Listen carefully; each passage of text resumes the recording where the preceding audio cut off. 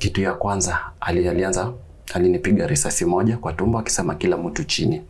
Vile walilala, hao walikuwa wanapigwa risasi ya kwa kichwa, kila mmoja wakikufa on the spot. Vile walinipata, akacall my mom akamwambia nimempata ako hai, but nilikuwa kwa oxygen bado. Na nilikuwa natumia ile mpira ya colostomy bag. Walikuwa washafanya surgery. Walikuwa washafanya surgery. Sasa wameweka nje intestine, wakaniambia utakaa nazo mpaka vile utaanza kurecover. Now picture this, you and your colleagues are walking back home after work when you encounter a gunman who fells your colleagues and you remain or survive to tell the tale. There is much more that is related to this story as narrated by one Andrew Garissa. This is my story. My name is Kingori Wangeshi, right here on Tuko. Thank you so much, Mr. Garissa. Yes. An interesting name. Okay. Introduce yourself to our audience. Okay, my name is Andrew Kilui Garissa. Okay. Who are you? Are you a family man? How old are you? What do you do? Okay.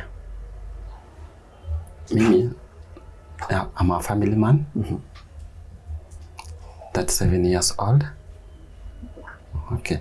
And I normally hustle. I don't have work right now. I normally hustle. Okay. How is your family? Okay, my family is good. Tunang'ang'ana nayo vile iko. Kidogo yenye napata wanaridhika nayo. Tunasema Mungu atatusaidia. Huwezi sema ati utapata hivi, na uzuri Mungu naye alinibariki mke mzuri. Ako understanding, anaelewa. Nikipata sawa, nikikosa pia ni sawa. Yeah. Na familia yako inatoshanaje? Okay, niko na familia watatu. Ukiongeza mimi tuko wanne sawa, ni total. Mtoto mmoja ako PP1. Hata sasa inafaa kwa shule, but some issues ya siku ya vile zimefunguliwa. Niko na area sasa na najaribu nikawe nione kama napata ya area last time. Then narudi shule. Tuko hapa siku ya leo kwa sababu ya yale umepitia, ambayo yamefanya ukafika hapa pahali ambapo hauwezi lipa school fees na mambo kama hayo. Yani changamoto za maisha. Tuanzie hapo, what happened? Ni aje ulijipata hapa? Ilikuwa 2017 November date 18. Wakati kulikuwa na hizi kura za runoff, wakati Maraga alikansel kura, wakasema watu warudie kura. Ilikuwa hiyo wakati nilikuwa nafanya kwa kampuni fulani ya manguo. Nilikuwa machine operator.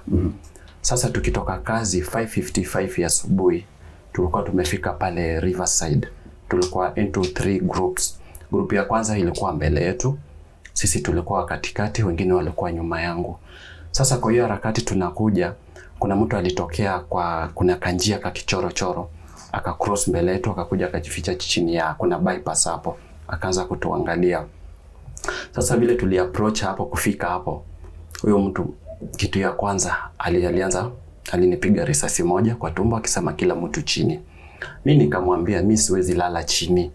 Already ushaniumiza, kama ni kutuibia wewe tuibie. Ukishatuibia uende. Tuli hand over kila kitu, hata masimu tulikuwa nazo, wallet, pesa, but hakupick anything. Hakuchukua. Mimi nikamwambia siwezi lala. Nikamwambia marafiki zangu hapa msilale. Akaniambia mtalala. Akaniongeza risasi nyingine ya pili kwa tumbo. Wenzangu wakasema hapa wewe ushaumizwa tayari, wacha tulale at least tuone kama anaweza tusamee sisi tukusaidie wewe uende hospitali. Vile walilala, hao walikuwa wanapigwa risasi ya kwa kichwa, kila mmoja wakikufa on the spot. Sasa baada ya kupiga hao risasi ya kwa kichwa, mimi nimebaki tuna argue. Nimekataa, siwezi lala. Akaniongeza ingine hapa kwa mbavu, ingine akaniongeza hapa kwa mguu, ikapiga mguu, ikapita kwa mguu, ikaguza huko hivi, cannot mention now. Ikaniumiza. So nikabaki pale nalilia Mungu anisaidie.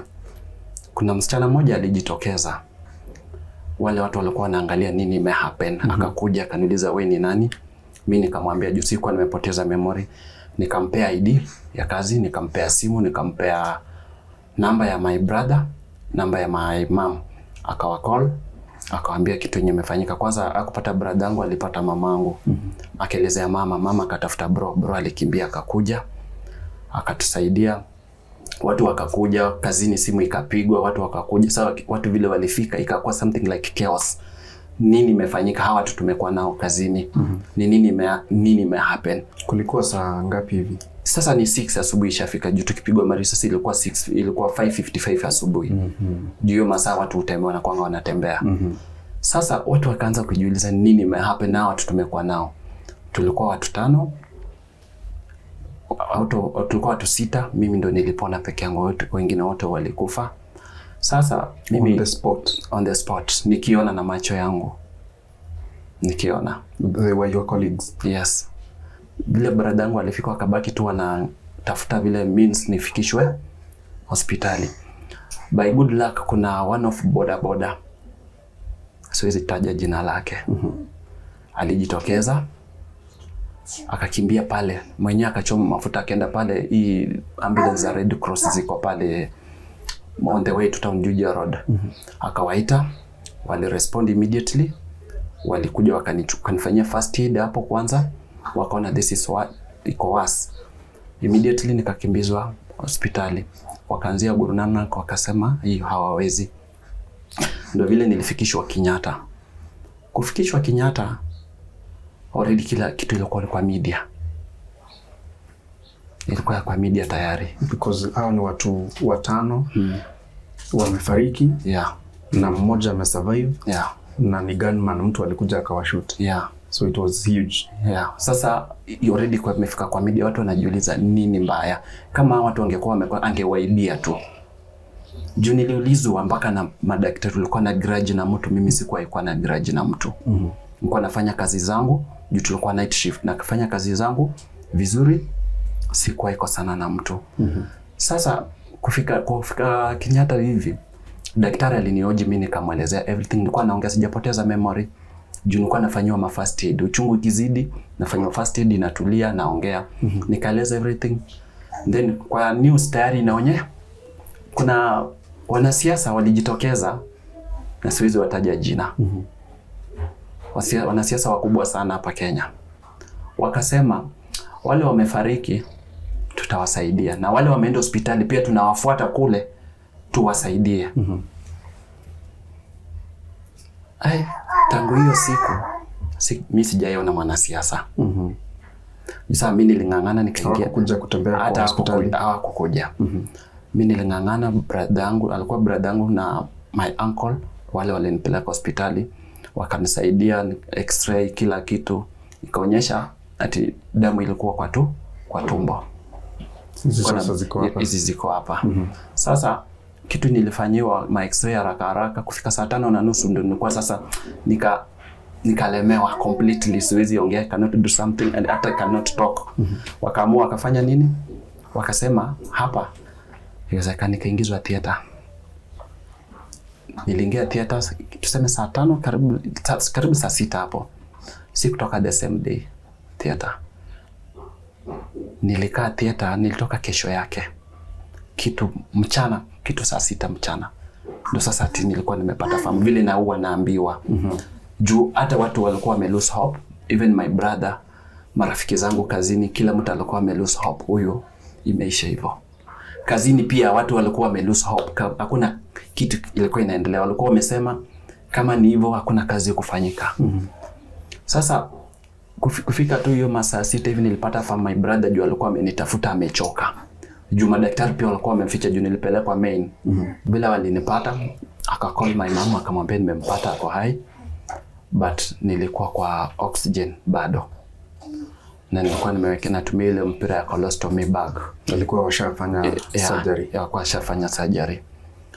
Sasa wameweka nje intestine. Wakaniambia utakaa nazo mpaka vile utaanza kurecover. Nikakuja nikakaa, vile nilipata fahamu kidogo tena nikaambiwa sikuwa natoa gas. Nabidi nirudi theater tena. Nikarudishwa theater. What do you mean uko unatoa gas? Sasa kwa nimewekwa kitu kuna unafaa hata unafaa ubelt kitu kama hiyo nini, ama ukikunywa ukiwekewa hiyo nini usikie ni kitu kama imefura, yani kama uko na hewa unatoa. Sasa wakaniambia haitoki. Nikarudisha huko tena, wakanitengeneza, nikarudi. So wakaniambia kitu tutakusaidia, inafaa utafute kitu ukule kitu yenye inaweza kusaidia kujaza gas kwa tumbo tujue kama uko sawa. Hivyo sasa nikatumia hiyo mpira for 8 good month colostomy bag.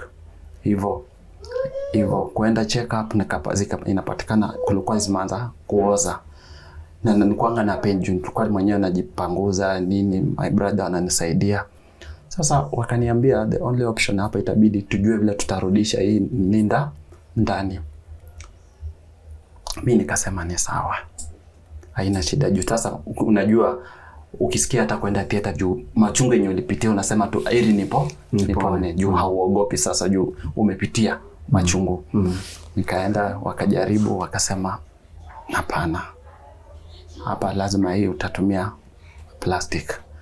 Juu sasa ilifika mahali chakula nilikuwa nimeandikiwa soft food, inafika mahali hiyo pesa hakuna, matibabu nahitaji NHIF imelipa, wanafika mahali wanakuambia hapana. Juu sasa kampuni kuna mahali ilikuwa inasaidia. Juu ilikuwa vile tu hivyo, niliumia 2017 November.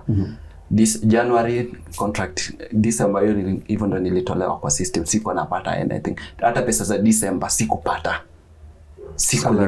Salary sikulipwa. Juu niliumia November date 19. Hiyo ya November ndo nilipata tu mpaka hiyo November yote full. Ya December yote sikupata anything. Sasa ilikuwa tu brother yangu, marafiki kuomba nini, kuhustle, my family pia kungangana huku na huku, at least inabidi wanauza 1 2 3 at least wanisaidie. Hivyo ndo walingangana na mimi hivyo mpaka nilikuwa nikienda surgery ama nikienda operation ni hivyo juu lazima nikuwe na pesa juu wanasema NHIF iwezi simamia pesa zote. I think unaelewa. Hivyo ndo nilikuwa nangangana mpaka wakati nilipata nafuu vizuri at least mpaka wale. But sasa shida ni ikakuja ikatokea niko na siwezi kunywa sukari, siwezi tumia majani, niko na pressure, niko na sukari. Nikaanza sasa hizo clinic. Nimeenda hizo clinic, nimemeza madawa, pesa nayo sasa ikafika mahali sina pesa, nitafanya nini? Chakula nitafanya nini? Inabidi mahali ile kitu likatazo kukule. Na the moment unakula constipation ndio inatokea, uendi choo. Mimi ukaa 2 weeks siendi choo. Na ni pain. Siwezi jisukuma ati niende ni jipress. No. Na inafaa nikae tu yenyewe ikuje tu. Juu nikienda kujipress naumwa. Naumwa hata ukiniona siwezi tembea. Sasa huwa na meza dawa. Nikiona nimemaliza 1 week naelekea second na meza dawa. Nikisha meza dawa ni inisumbue for 2 days ndio niende choo. Ndio nitulia. Juu nabaki na mawazo, nauliza Mungu, kama uliniponya ile wakati mbona sasa usiniponye? Nisaidie hata nipate kazi nijisaidie, nisaidie familia yangu juu nimechoka kuomba. Juu watu wengine wafika mahali wanaanza kunicheka. Mtu akikuona hivi anafikiria unakuja kumuomba, utafanya nini? Tutakuja hapo kwa results za hii incident. Lakini tupeleke polepole kwanza. Okay. After hapo kampuni hakuna vile sasa iliweza kuwasiliana na wewe ama ulirudi pale na kuliendaje? Mimi nilirudi kwa kampuni baada ya vile nilipata nafuu. Nikawaomba, naomba mnisaidie kazi yenye naweza jisaidia nayo kidogo, at least hata kama ni kukaa.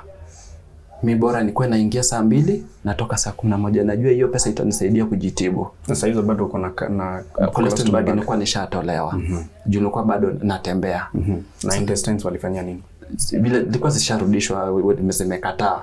Sasa natumia plastic intestines. Juu mimi nilikuwa natembea.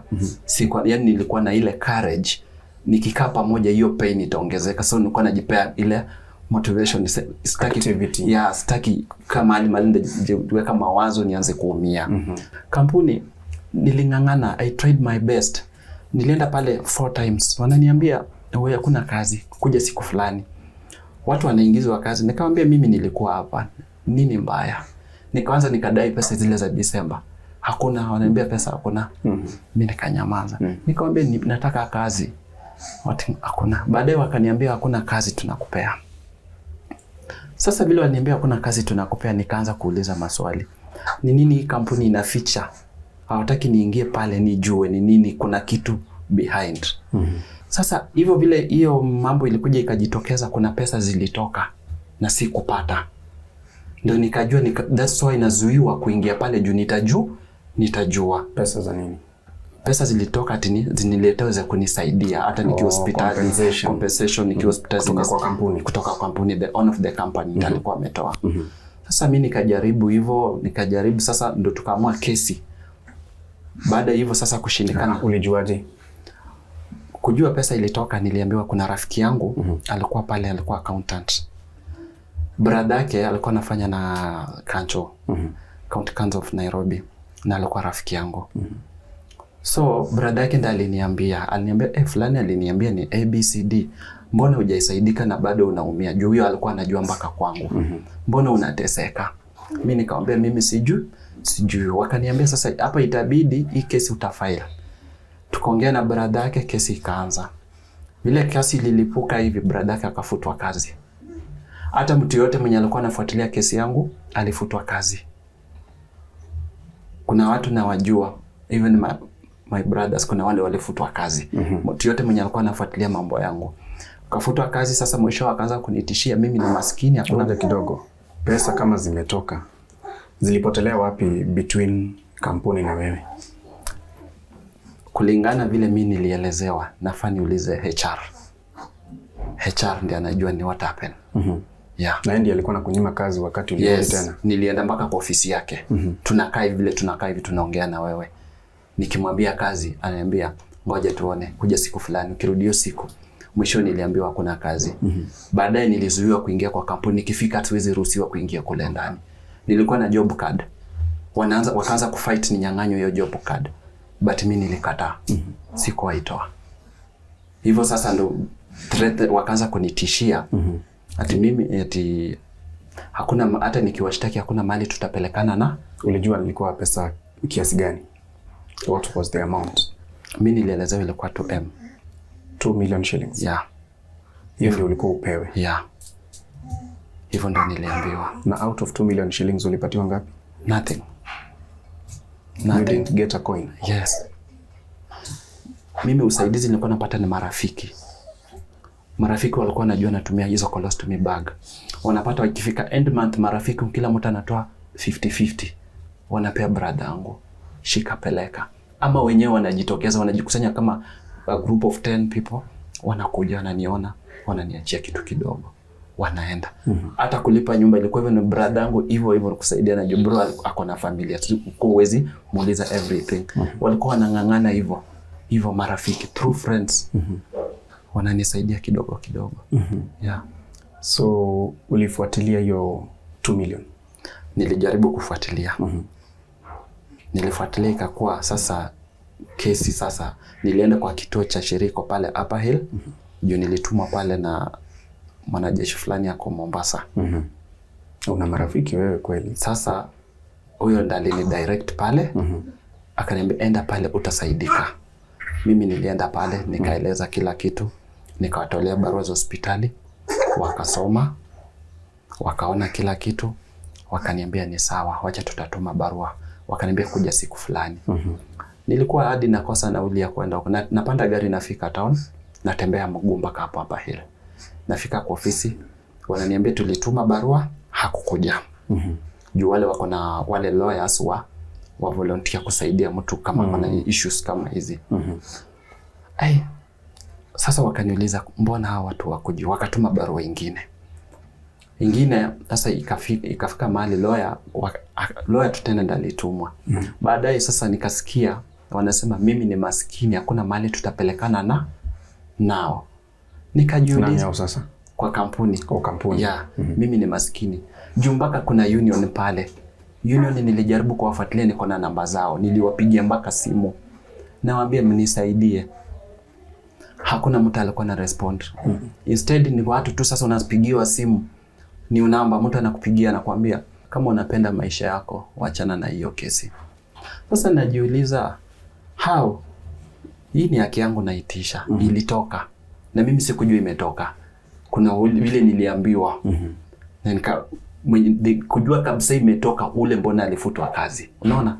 Juu siri siri ilijulikana. wale watu nilikuwa najua my relative wakafutwa kazi juu tiri imetoboka.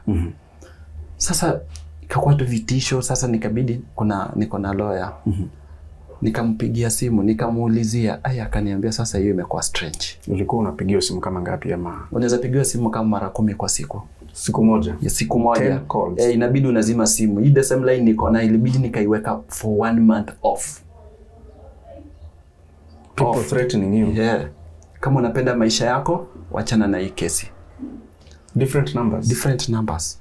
Hata kuna wale kufika mahali nilikuwa na marafiki pale. Sasa nikakuwa adui. Sijui nini waliambiwa. Did you report? Kuna one of my friend ni CID. Kampigia simu. Akaniuliza uko wapi? Nikamwambia mimi niko mtaa. Akaniambia kuja mahali fulani. Nataka tuonane. Nikaongea na yeye nikamuelezea everything. Akaniambia sasa kitu unafaa kufanya kuanzia leo, mtu asikupigie simu uende. Akaniambia kama unaweza enda home, jaribu uende nyumbani kidogo. Sasa hapo ilikuwa nimebakisha clinic, nimebakisha kama wiki 2 niende clinic. Mimi nikangangana tu pole pole hizo mathreats. Sasa vile nilienda home, juu niliomba daktari niweke clinic ya anipe kama 1 month. Juu tena juu ya pesa, juu ukienda pale pesa. Akanisongeza akanipea 2 month. Juu aliniambia but in case of any emergency unaweza kuja. Nikasongeza hivyo ya mbele. Sasa hivyo nikaambia bro tuka arrange siku moja tukapanda gari jioni.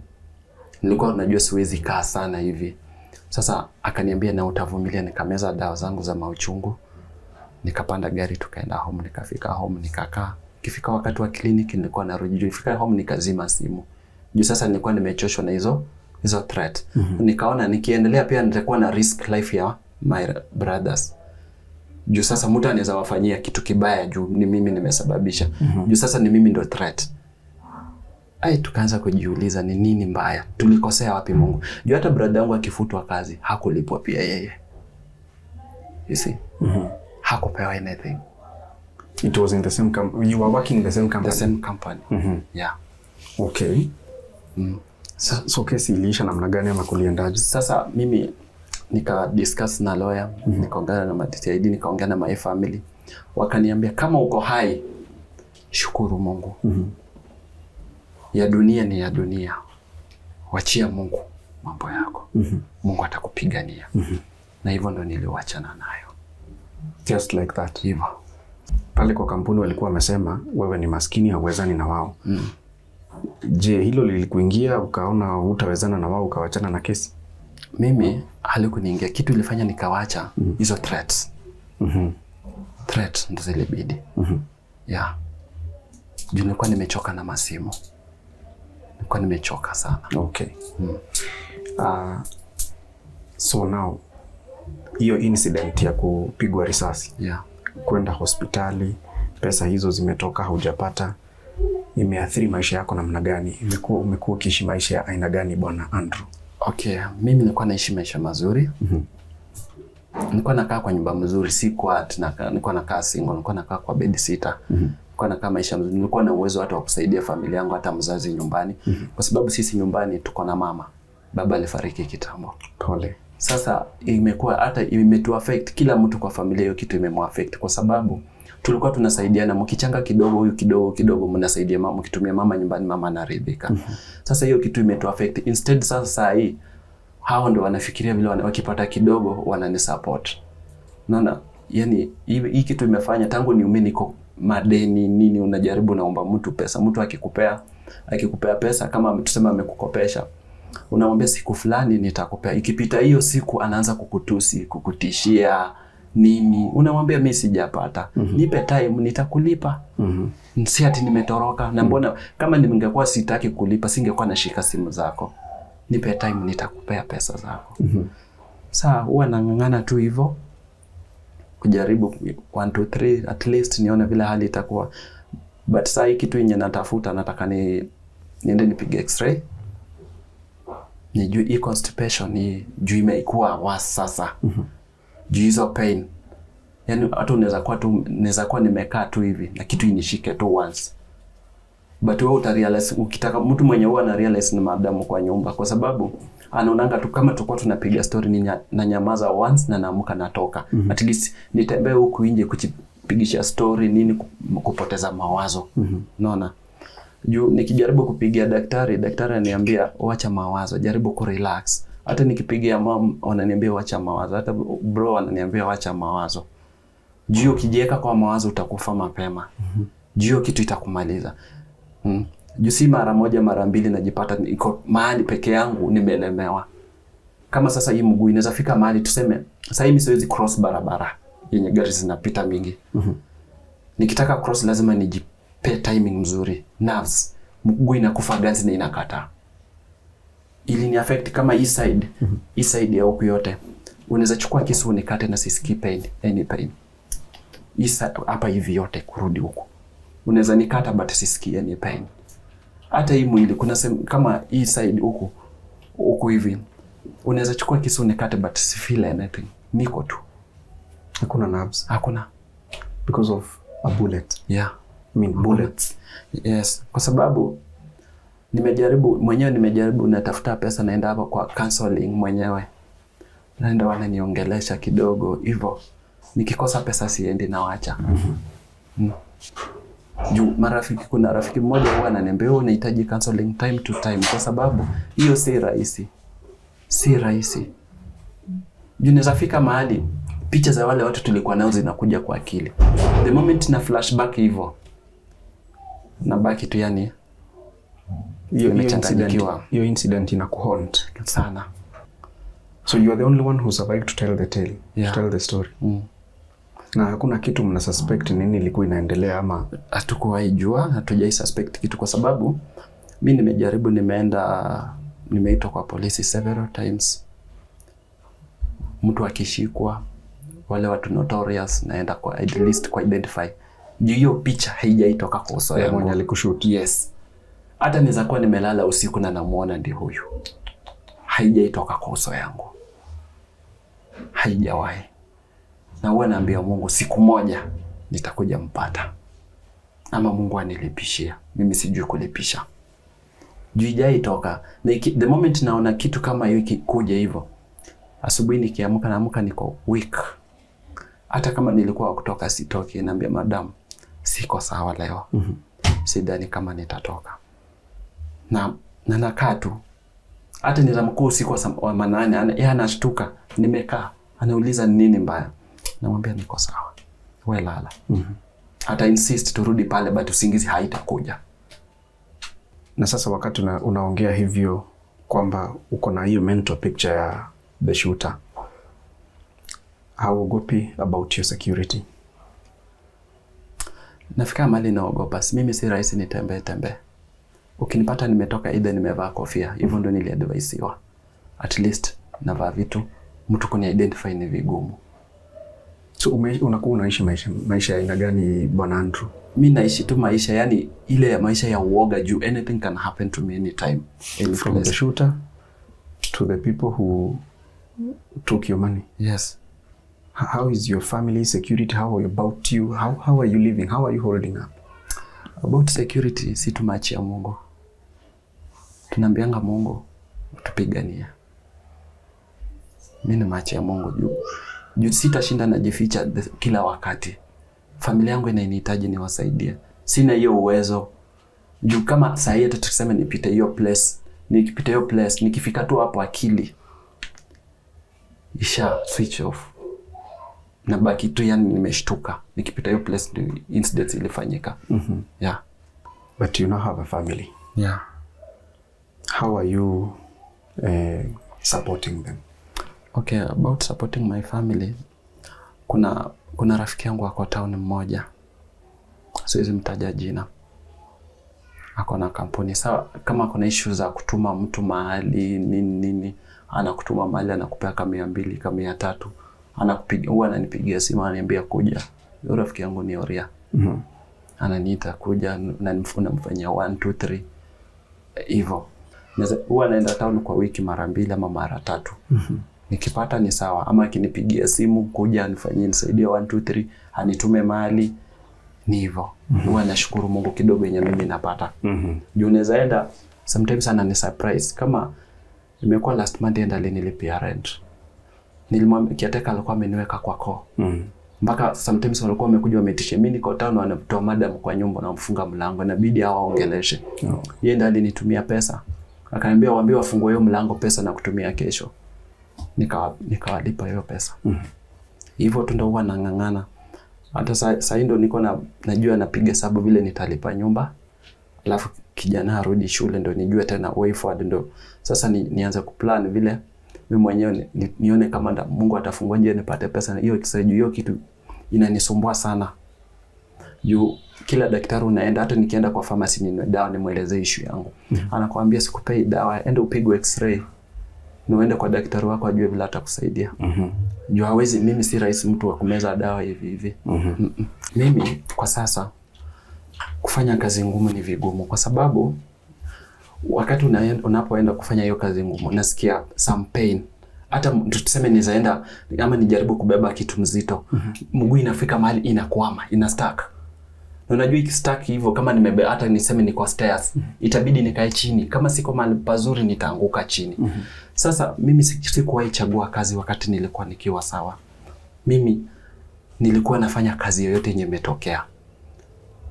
Mimi kitu yenye nafanya sasa hivi nasema siwezi fanya kazi ngumu juu ya muscles na afya yangu.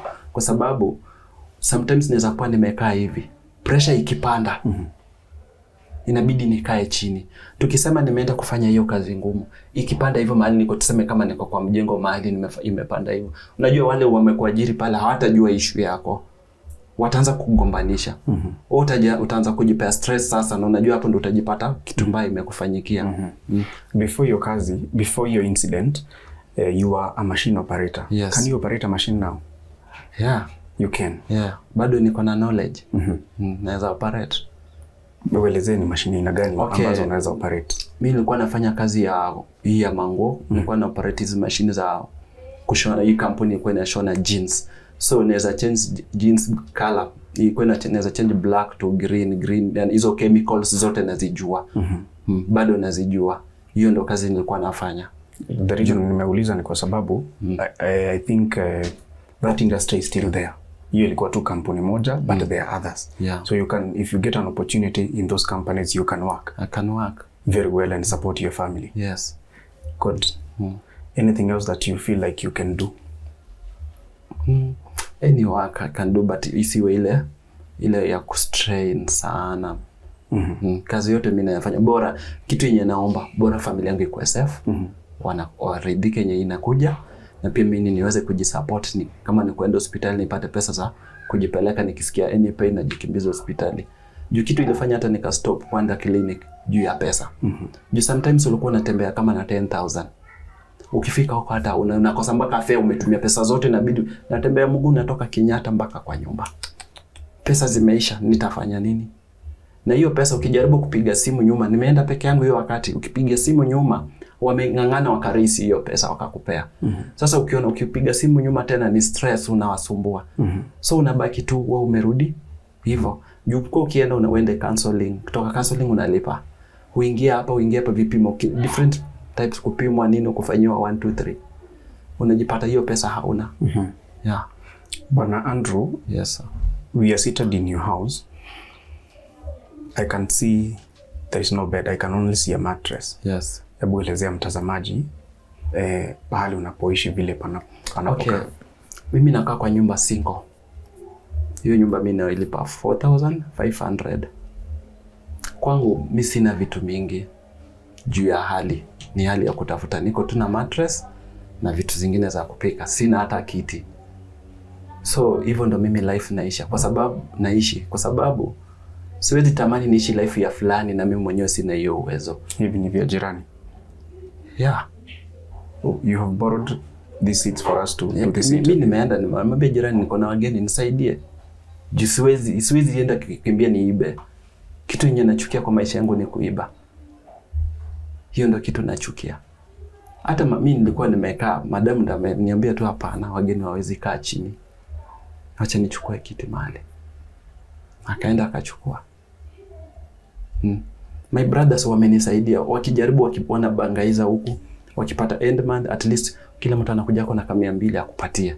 Ikusaidie 1 2 3. So kama there is a time nimekuja nikalemewa kwa nyumba almost 2 weeks. Tukiwa tuna madam. Yaani ilikuwa stressful. Pesa hakuna mtu nitaambia, ni hivyo tu. Ukikopa pesa mtu anakupea time, anakupea pesa anakuambia hii pesa siku fulani uko umenirudishia. Unashindwa utafanya aje? Na hujapata hiyo pesa. I will ask you a question. To some it may sound insensitive. Yeah.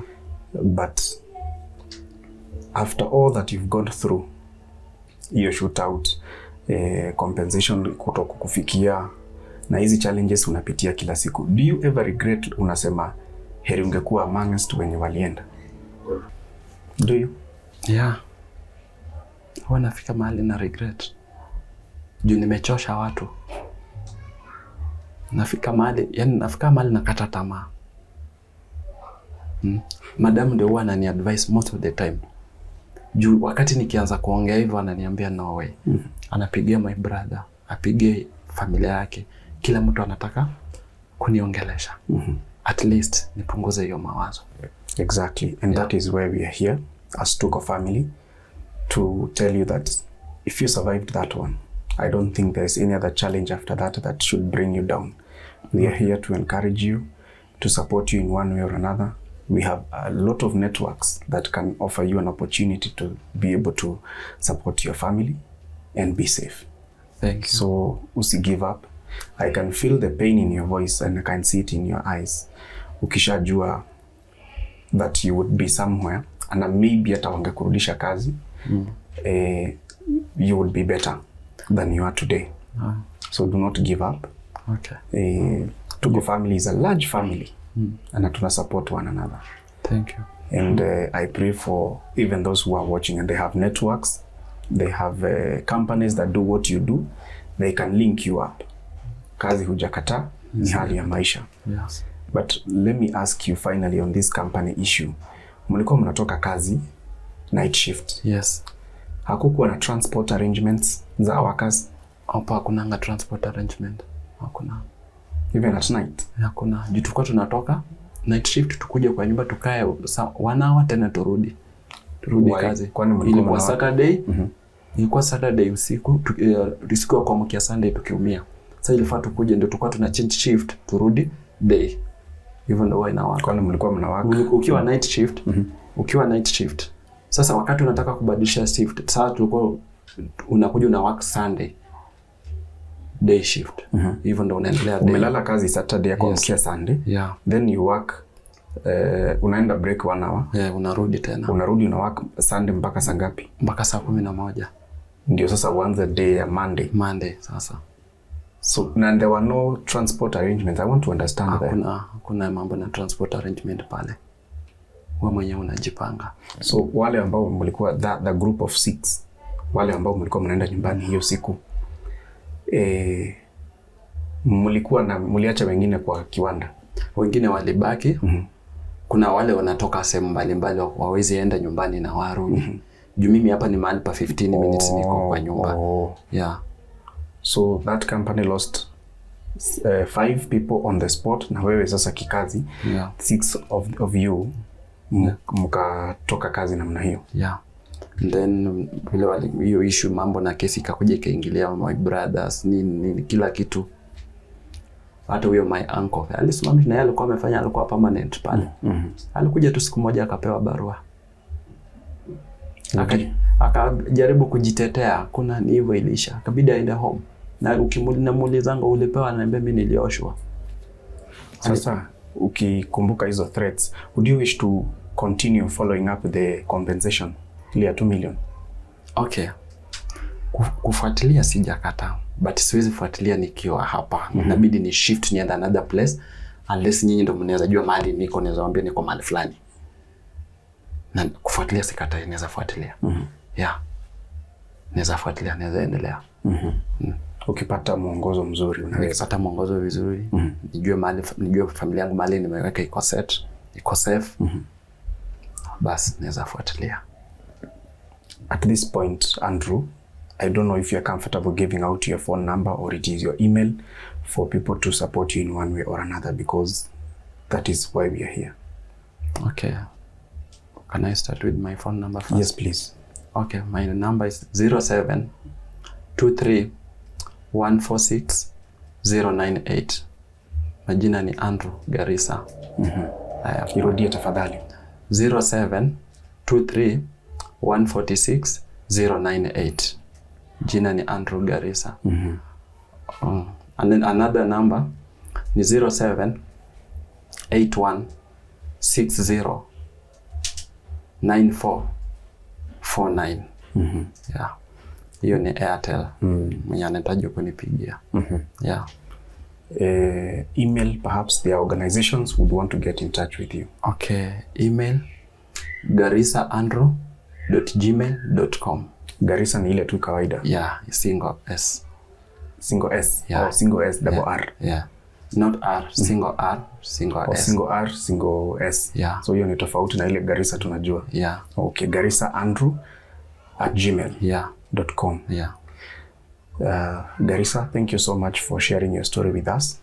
And I pray that after sharing this story, things will change for the better. Thank you. Last month ni huyo rafiki yako wa town alikulipia nyumba. Yeah. This month ndio niko nawaza na jaribu kupiga mesabata. Nilikuwa kama ungenipigia jana ningekuwa niko town na jaribu kutafuta at least mtu akikupea kidogo ama nione vile kutakuwa. Yeah.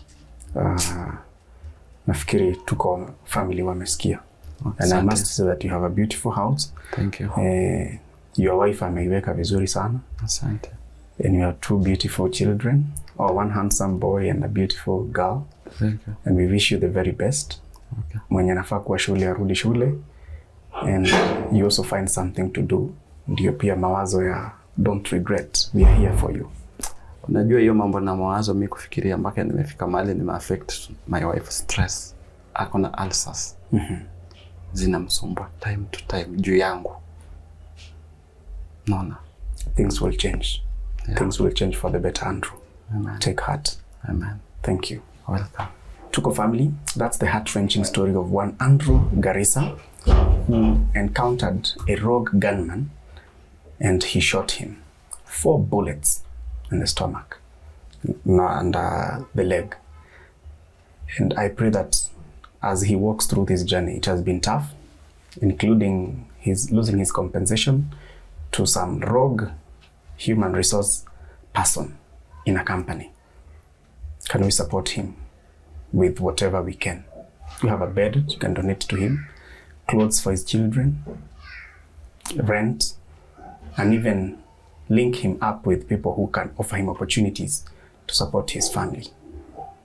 Let's show him there is a different side of the human face. My name is Kingori Wangeshi. This has been my story right here on Tuko. Thank you so much for watching and subscribing.